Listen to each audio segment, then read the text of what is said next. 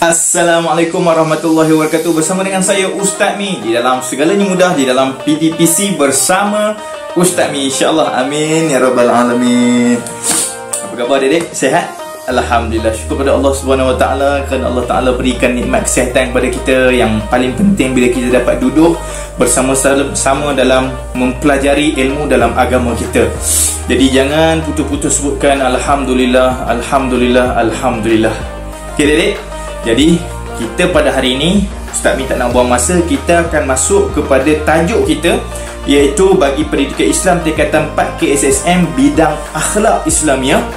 Adik-adik dah ada buku teks sebagaimana Ustaz Mi sebelum ni? Ada dah? Cantik. Adik-adik boleh buka buku teks, sebab semuanya yang Ustaz Mi akan ceritakan di dalam PDPC pada kali ini, perkongsiannya semuanya ada dalam buku teks adik-adik. Jadi sambil adik-adik tengok buku teks, sambil adik-adik tengok di paparan yang Ustaz Mi letakkan kepada adik-adik, jadi adik-adik boleh rujuk terus dan kita jadi sempurna dalam kita nak belajar pada hari ini. Okey adik-adik, dah sedia? Okey, adik-adik boleh buka buku teks adik-adik, muka surat 205 hari ini, muka surat 205 hingga 210. Dah? Cantik. Alhamdulillah. Jadi sebelum kita nak mulakan, jom kita baca doa dulu. Bismillahirrahmanirrahim. Alhamdulillahirabbil alamin, wassalatu wassalamu ala sayyidil mursalin wa ala alihi wa sahbihi ajma'in. Ya Allah, kurniakan kami kebijaksanaan, ya Allah, kurniakan kami kekuatan ingatan, ya Allah, kurniakan kami kefahaman yang jelas, ya Allah, agar kami dapat memahami pembelajaran kami pada hari ini dan dapat kami mengamalkan di dalam kehidupan kami, ya Allah. Makbulkan doa kami, ya Allah, berikan kami kejayaan dunia dan akhirat. Wassallallahu ala sayyidina Muhammad wa ala alihi wa sahbihi ajma'in, walhamdulillahi rabbil alamin. Alhamdulillah adik-adik, kita dah berdoa pada Allah dan sekarang kita akan mulakan pembelajaran kita pada hari ini. Jadi pembelajaran kita pada hari ini adik-adik, objektif dulu, objektif pembelajaran kita dulu, barulah kita akan belajar. Okey, yang pertama sekali adik-adik boleh tengok di paparan, kita akan mengetahui pada akhir pembelajaran adik-adik akan dapat yang pertama menyatakan maksud dan dalil wasatiyah. Okey, hari ini tajuk kita wasatiyah menjamin kecemerlangan umat. Jadi pertama sekali kita akan dapat tahu maksud dan dalil wasatiyah. Yang kedua, menerangkan 4 prinsip wasatiyah. Ada 4 prinsip yang kita akan tahu nanti. Dan yang ketiga, kita dapat merumuskan hikmah melaksanakan wasatiyah di dalam kehidupan kita. Okay adik, dah sedia? Dah semangat? Okey, cantik.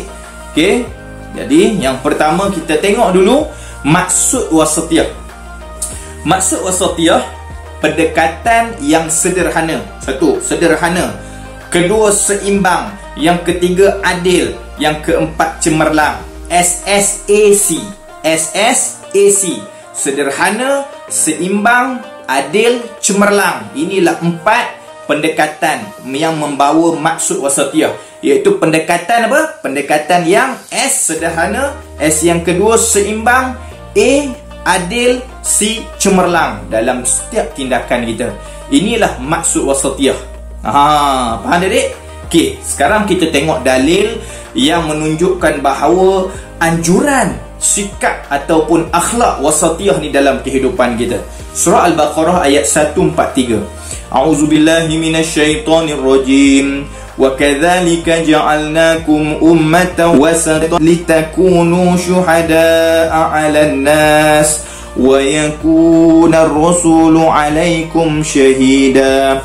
Shadaqallahul azim. Maksudnya, dan demikianlah kami jadikan kamu, wahai umat Muhammad, satu umat pertengahan. Nampak? Umat pertengahan, yakni umat pilihan lagi adil, supaya kamu layak menjadi saksi untuk memberi keterangan kepada umat manusia, dan Rasul itu pula menjadi saksi kepada kamu. Ini dalil nakhli yang menunjukkan ada anjuran kita wasatiyah di dalam kehidupan kita, yakni pertengahan. Ustaz Min dah merahkan tu, pertengahan. Nanti kita tengok yang dikatakan pertengahan tu macam mana.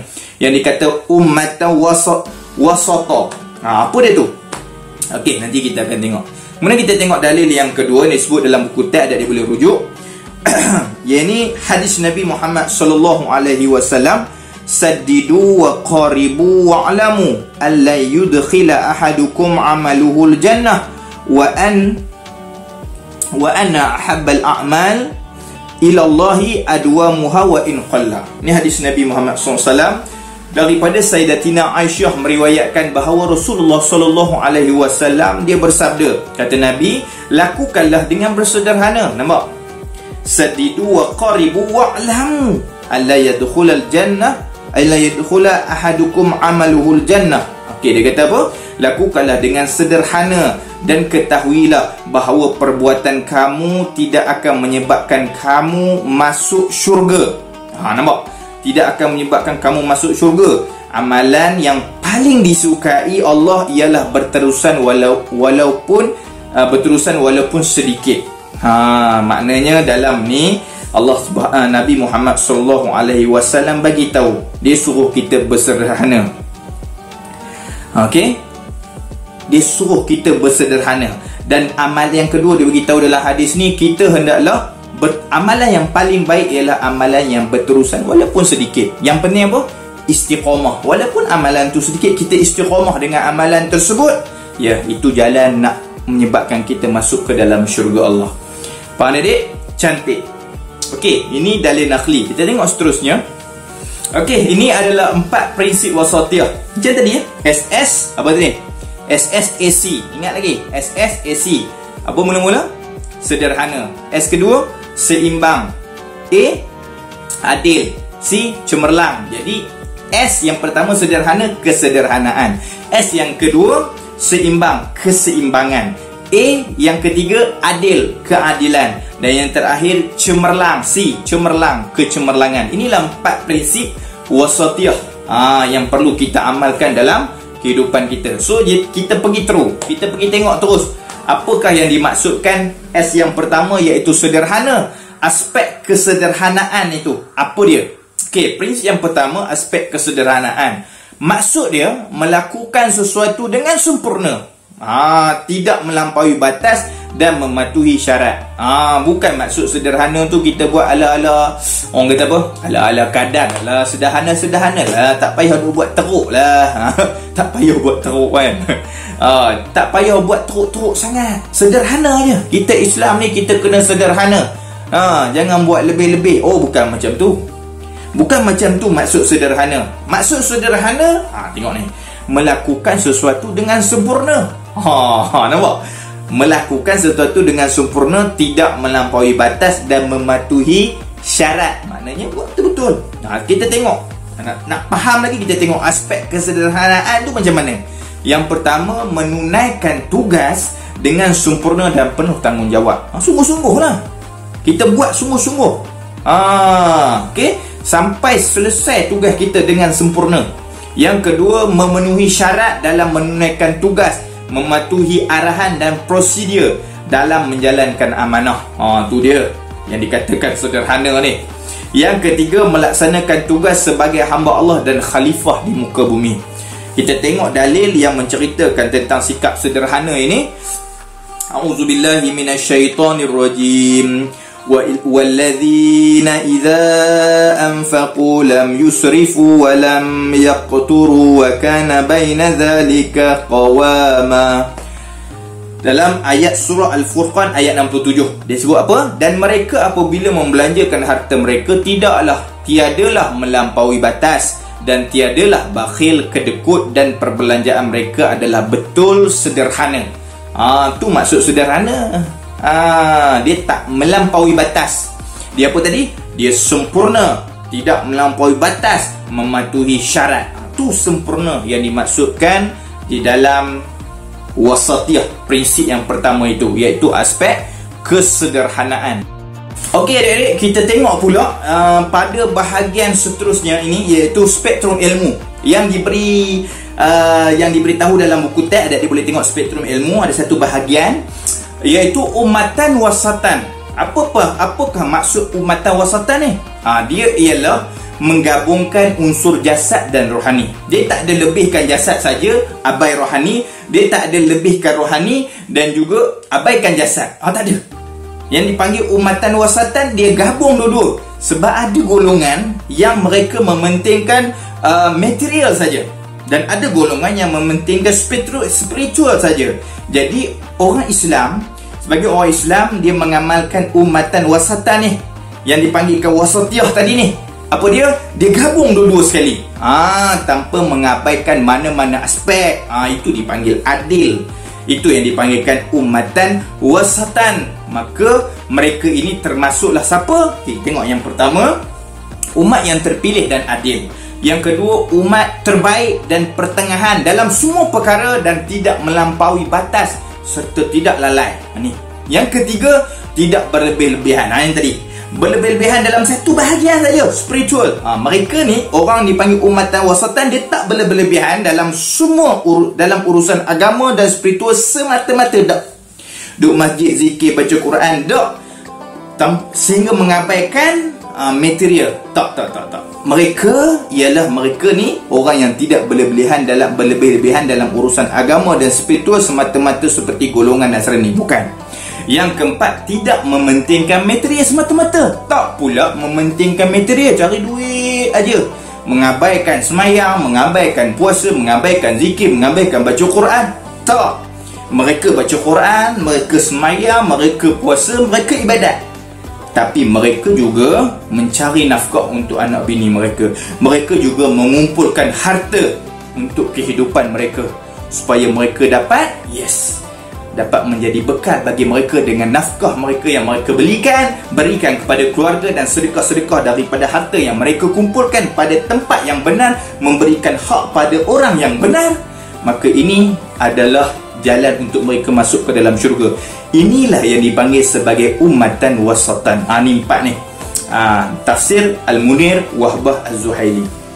Tidak mementingkan material semata-mata seperti Yahudi dan musyrik. Okey. Tengok seterusnya adik-adik. Yang kedua ni ialah aspek keseimbangan. Aspek keseimbangan maksud dia memenuhi keperluan rohani, jasmani dan akal. 3. Memenuhi keperluan rohani, jasmani dan akal secara sempurna dalam semua keadaan. Okey, ni dia maksud keseimbangan. Seimbang. Jadi kita tengok aspek keseimbangan ni daripada ketiga-tiga aspek yang kita tak boleh abaikan. Okey? Apa dia? Yang pertama, rohani. Rohani ni apa? Melaksanakan ibadat fardu dan sunat dengan istiqamah. Allah. Faham tu? Istiqamah. Biar sedikit amalan tapi berkekalan. Istiqamah. Yang kedua, menghayati Al-Quran dan berzikir dengan bersungguh-sungguh. Yang ketiga, melakukan ibadat dengan ikhlas semata-mata kerana Allah. Itu rohani. Okey, keseimbangan dari segi aspek jasmani. Memenuhi keperluan jasmani, iaitu mengambil makanan yang baik dan seimbang untuk menjaga kesihatan tubuh badan. Hak tu kita kena bagi. Hak rohani kita kena bagi, jasmani kita kena bagi, akal kita kena bagi. Kita jangan abaikan ketiga-tiga perkara ini. Barulah sempurna dipanggil aspek keseimbangan. Wasatiyah kita pada aspek keseimbangan kita ni. Okey. Yang kedua, berehat setelah penat bekerja supaya badan kembali cergas dan bertenaga. Hak badan, kita dah penat bekerja, berehat, kita bagi hak badan kita. Yang ketiga, memenuhi keperluan biologi dan fitrah manusia. Itu yang kedua, jasmani. Yang ketiga, akal. Yang akal ni kita kena penuhi, iaitu menjauhi barang larangan yang boleh merosakkan akal seperti dadah dan arak. Kita kena jauh daripada perkara ni. Yang kedua, menggunakan akal sebaik-baiknya untuk meningkatkan ilmu. Yang ketiga, menggunakan akal kita ni untuk memajukan diri dan masyarakat serta meningkatkan pembangunan negara. Ini semua 3 perkara yang perlu kita penuhi, barulah sempurna aspek keseimbangan. Okey, faham adik? Cantik. Ayat Quran dia yang kita boleh ambil untuk menguatkan dalil nakli yang menuntut kita untuk melakukan keseimbangan dari segi rohani, jasmani dan akli ni. Okey, a'udzubillahi minasyaitonirrajim. Wa minhum man yaqulu rabbana atina fid dunya hasanah wa fil akhirati hasanah wa qina azabannar. Ni doa selalu kita baca. Nampak maksud dia? Dan antara mereka pula ada yang berdoa dengan berkata, wahai Tuhan kami, berilah kami kebaikan di dunia dan kebaikan di akhirat. Nampak tak? Dunia pun kami nak, akhirat pun kami nak. Kami nak dua-dua. Tu seimbang tak? Dunia ambil, akhirat pun ambil. Dan peliharalah kami daripada azab api neraka. Faham adik? Cantik. Kita teruskan lagi. Aspek keadilan, prinsip wasatiyah yang ketiga. Aspek keadilan, meletakkan sesuatu sesuai dengan suasana, masa dan tempat. Adil ni bukan sama rata, tapi adil ni ialah meletakkan sesuatu sesuai dengan suasana, masa dan tempat. Macam mana tu? Kita tengok. Aspek keadilan yang pertama, menunaikan hak kepada mereka yang berhak menerimanya. Bagi mereka yang berhak menerimanya, kita kena bagi pada mereka. Jangan kita nafikan hak mereka. Kalau kita nafikan, kita zalim, kita tidak adil. Faham tak, dik? Faham. Okey, cantik. Itu yang pertama. Yang kedua, mengambil pendekatan pertengahan dan seimbang secara hikmah antara dua perkara yang ekstrim. Jangan ekstrim dalam ibadat. Kita dengar je semayang semayang tahajud ni banyak pahala.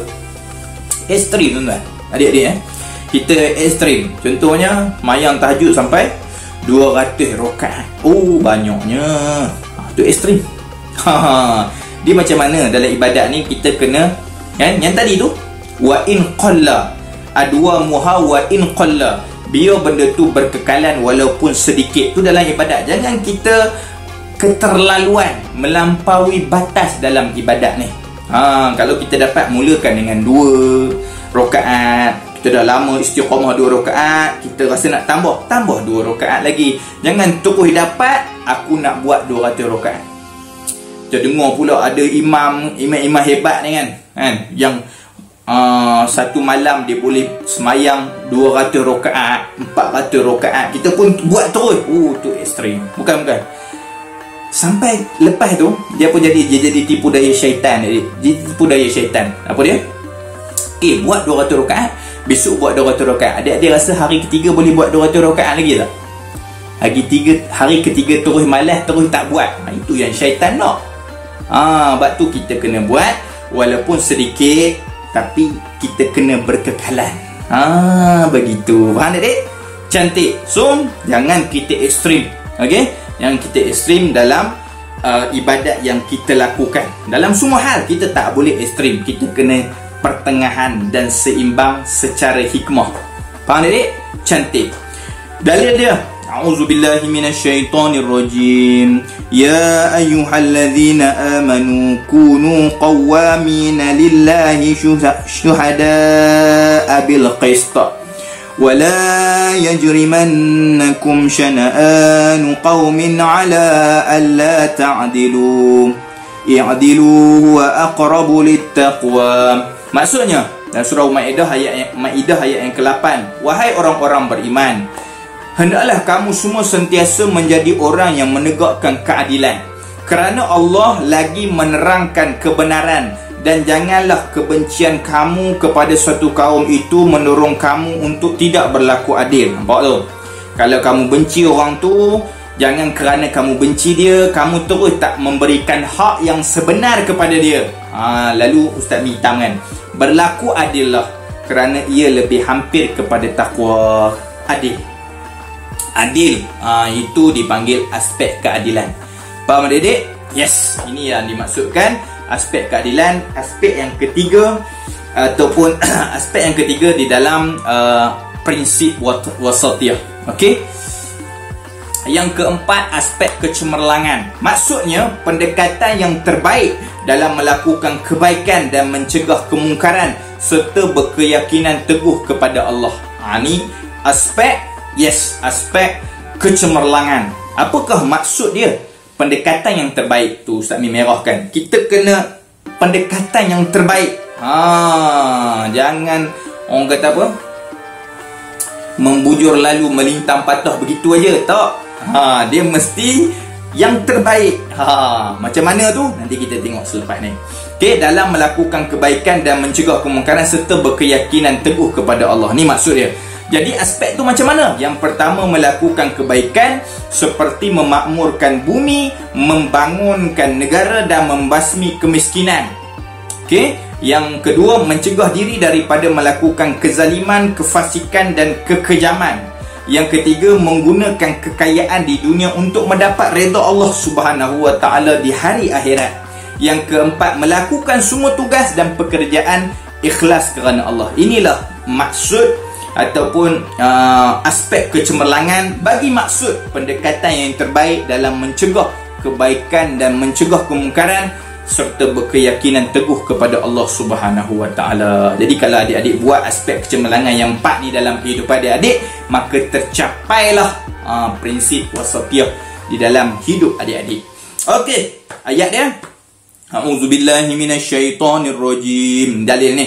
Kuntum khaira ummatin ukhrijat linnas ta'muruna bil ma'ruf wa tanhauna 'anil munkar wa tu'minuna billah. Surah Al-Furqan ayat 67. Maksud dia, kamu wahai Muhammad, wahai umat Muhammad, umat yang paling baik yang dilahirkan bagi umat manusia.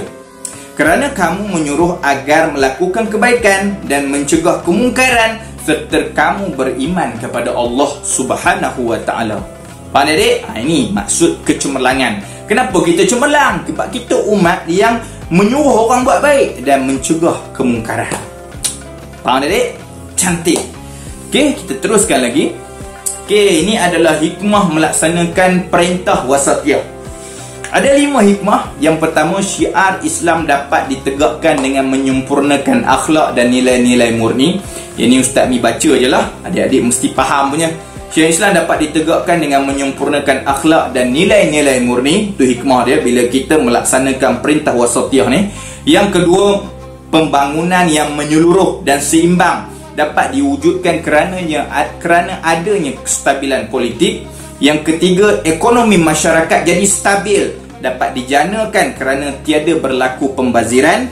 Yang keempat, tahap pendidikan masyarakat dapat ditingkatkan mengikut keperluan negara. Yang kelima, masyarakat yang aman, damai dan bersatu padu dapat dibangunkan dengan melaksanakan prinsip-prinsip keadilan. Inilah 5 hikmah melaksanakan perintah wasatiyah. Faham adik? Cantik, alhamdulillah. Okey.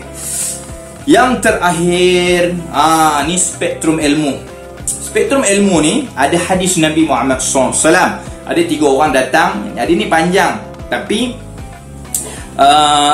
Ustaz ni pendekkan. Ini berdasarkan dalam buku teks. Okay? Selepas 3 orang ni berjumpa dengan isteri-isteri Rasulullah SAW, lalu bertanyakan tentang amal Rasulullah SAW. Lalu 3 orang lelaki ni ditegur oleh Rasulullah. Ustaz ni bacakan ya. 3 orang lelaki telah ditegur oleh Rasulullah SAW kerana melakukan perkara yang melampaui batas. Ingat tadi wasatiyah apa? Kita tak boleh melampaui batas. Okey, iaitu berpuasa sehingga tidak berbuka. Ada seorang ni, yang pertama dia puasa tak berbuka-buka. Maksudnya dia puasa setiap hari. Faham? Dia berpuasa setiap hari. Seorang lagi mendirikan solat malam hingga tidak tidur. Tak nak tidur, malam tak tidur. Yang ketiga, seorang lagi tidak mahu bernikah. Ini 3 contoh melampaui batas. Puasa setiap hari. Okay? Kemudian solat malam, tak nak tidur. Yang ketiga, tak nak bernikah dalam kehidupan. Lalu tengok hadis Nabi Muhammad SAW. Faja'a Rasulullah SAW faqala. Lalu baginda datang. Baginda pun bersabda, antumul ladzi qultum kaza wa kaza, amma wallahi inni la akhsyakum lillah wa atqakum lahu, lakinni asumu wa uftiru wa usalli wa arqud wa atazawwaju nisaa. Kata Nabi Muhammad SAW, kalian yang berkata itu dan ini, demi Allah, sungguhnya aku paling takut dan bertakwa kepada Allah berbanding kamu. Tapi aku yang paling takut dan paling bertakwa kepada kamu ni, kan, dia kata apa? Aku berpuasa dan aku berbuka. Aku berpuasa dan aku berbuka. Asumu wa uftiru. Aku berpuasa dan aku berbuka. Dan aku solat dan aku tidur, kata Nabi. Dan aku juga mengahwini wanita. Aku ni yang paling takut pada Allah dan paling bertakwa. Aku pun bagi hak, aku tak melampaui batas. Aku bagi hak pada badan aku.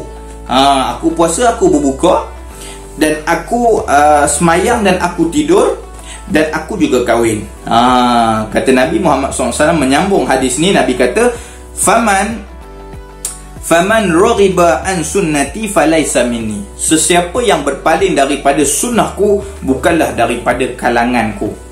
Hadis ni hadis sahih Bukhari kitab An-Nikah hadis nombor 5063, Sahih Muslim kitab An-Nikah hadis nombor 1401. Hadis sahih. Okey, jadi kita sebagai orang Islam janganlah kita melampaui batas. Buatlah secara yang bersederhana sebagaimana yang disebut pada 4 prinsip ataupun 4 aspek wasatiyah yang disebutkan tadi. Faham adik-adik? Faham. Alhamdulillah. Inilah yang ingin Ustaz Mi sampaikan. Jadi wasatiyah ni dapatlah kita simpulkan, janganlah kita melampaui batas-batas ataupun kita melampau dalam ibadat kita dan dalam segala hal dalam kehidupan kita. Itu yang pertama. Yang kedua, buatlah sesuatu yang walaupun sedikit benda tu, yang penting istiqamah. Adwa muha wa in qalla. Kan, yang paling baik sekali, yang paling bagus sekali ialah orang yang melakukan suatu ibadat yang adwam, yang berkekalan, yang istiqamah. Tetapi benda tu sedikit, itu yang paling baik. Jangan buat banyak, lepas itu berhenti tak buat terus. Itu tak baik. Itu bukanlah yang dimaksudkan dalam wasatiyah ini. Faham adik-adik? Cantik. Alhamdulillah. Jadi adik-adik, selesai perkongsian Ustaz Mi dengan adik-adik. Jadi jangan lupa jawab 25 soalan kuis di deskripsi yang Ustaz Mi sediakan untuk adik-adik. Tekan link dan jawab semua soalan. Dan jangan lupa subscribe channel Ustaz Mi ini agar memberi sokongan kepada Ustaz Mi untuk terus berkarya menyampaikan ilmu, berkongsi dengan adik-adik semua.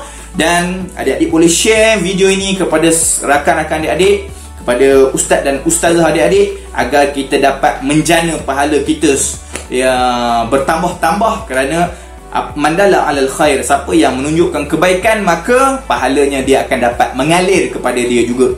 Maka Ustaz Mi tak nak mengalir pada Ustaz Mi, adik-adik pun alirkan pahala untuk adik-adik sendiri. Mudah-mudahan kita semua berjumpa di syurga Allah Subhanahu wa taala, insya-Allah. Amin ya rabbal alamin. Tahniah semua. Jumpa lagi. Assalamualaikum warahmatullahi wabarakatuh. Jazakumullah khairan.